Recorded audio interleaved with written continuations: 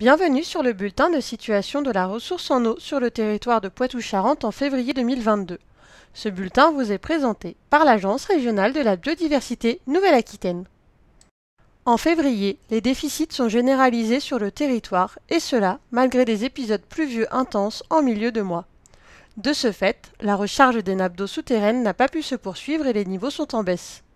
Les débits ont évolué à des valeurs inférieures aux moyennes interannuelles sur l'ensemble des stations suivies. Mais continuons sur un point plus détaillé. Excepté du 13 au 16 février, et dans la lignée du mois de janvier, le mois de février a été marqué par des déficits pluviométriques généralisés. Les cumuls pluviométriques mensuels varient de 15 à 30 mm sur la côte et le nord-est du territoire. Par ailleurs, elles vont de 30 à 50 mm. À noter que le cumul de pluie moyenné fait partie des 10 plus faibles de février depuis 1959 dans le département de la Vienne. Les déficits varient de 20 à 40% en Charente et sont plus souvent compris entre 45 et 70% par ailleurs. De ce fait, les pluies n'ont pas été efficaces sur la côte et le nord du Poitou, allant de 0 à moins 5 mm. Par ailleurs, les cumuls sont inférieurs à 25 mm, hormis localement, dans le département de la Charente. Malgré une légère humidification en milieu de mois, la sécheresse des sols s'est accentuée, notamment sur la partie nord du territoire. Ainsi, au 1er mars, l'humidité des sols dans les Charentes est conforme à la normale, avec une tendance sèche. Du nord du Poitou à l'est de la Vienne, les sols sont 20 à 30% plus secs que d'habitude à cette époque de l'année. La durée de retour d'une telle sécheresse des sols, à cette époque de l'année, varie entre 5 et 10 ans dans les Deux-Sèvres et la Vienne. Le manque de précipitations en février a engendré une baisse générale du niveau des nappes d'eau souterraines. À fin février, 80% des piézomètres indiquent des niveaux inférieurs à la moyenne, contre 49% fin janvier.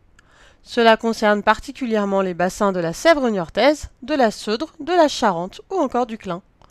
La situation au 28 février 2022 se situe au 4e rang des situations les moins favorables de ces 22 dernières années. Excepté autour du 18 février, où une hausse de débit est observée sur de nombreuses stations suite à un épisode de pluie intense, les débits ont évolué à des valeurs inférieures aux moyennes interannuelles et la tendance générale est à la baisse sur l'ensemble du mois de février. Par conséquent, la totalité des stations suivies indique un débit moyen mensuel inférieur à la moyenne interannuelle. 14% d'entre elles, en rouge sur la carte, présentent un débit très inférieur à la moyenne. Ces stations sont situées sur les bassins du Clin, du Thouet et de la Sèvre niortaise. Concernant la centrale de Civaux, le débit de la Vienne à la station de Cubord à Val-d'Yvienne en aval de la centrale, ici en bleu sur le graphique, a été supérieur au débit minimal de 10 m3 par seconde en rouge en février, autorisant la centrale à fonctionner. Il a également été systématiquement supérieur au seuil de 20 m3 par seconde en orange, autorisant le rejet d'effluents. Le seuil des 400 m3 par seconde n'a quant à lui pas été dépassé. Début mars, les barrages de Mas-Chaban et Lavaux en Charente sont remplis à 100%. En Deux-Sèvres, les taux de remplissage ont légèrement augmenté par rapport au mois précédent, mais n'atteignent pas encore les 100%. Celui de la Touche-Poupart est de 89%, tandis que celui du Cébron s'élève à 49%, ce qui reste inférieur au taux habituellement observé à cette époque de l'année.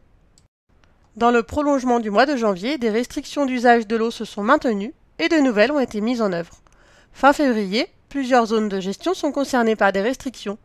Il s'agit notamment de l'interdiction du prélèvement d'eau en vue du remplissage ou du maintien du niveau des retenues d'eau à usage d'irrigation agricole et de tous les plans d'eau. Sur ces bassins, les manœuvres d'ouvrage hydrauliques sur les cours d'eau sont généralement interdites.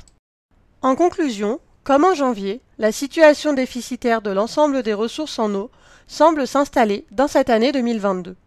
Le manque de précipitations observé en février a contribué à la baisse des niveaux, que ce soit pour les nappes d'eau souterraines ou pour les cours d'eau. La situation des barrages reste hétérogène entre Charente et Deux-Sèvres. Enfin, pour pallier à ces déficits, des restrictions d'usage de l'eau se sont poursuivies et de nouvelles ont été mises en place. Après une recharge automnale globalement satisfaisante, la recharge hivernale tarde à se mettre en marche et des précipitations importantes sont nécessaires pour permettre une recharge des différentes ressources en eau satisfaisantes à la veille du début du printemps, synonyme de baisse naturelle des niveaux d'eau. Pour une information actualisée sur la situation de l'eau sur le territoire de Poitou-Charentes et en Nouvelle-Aquitaine, nous vous invitons à consulter les pages outils et publications du site de la RBNA www.biodiversité-nouvelle-aquitaine.fr qui répertorie les bulletins hydrologiques complets et de l'étiage et liens vers les structures référentes.